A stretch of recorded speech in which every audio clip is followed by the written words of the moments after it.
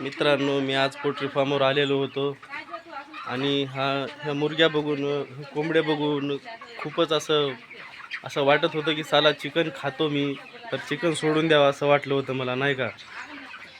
तर मित्रांनो, तुम्ही जरी चिकन खात असाल तर विचार करून चिकन खा.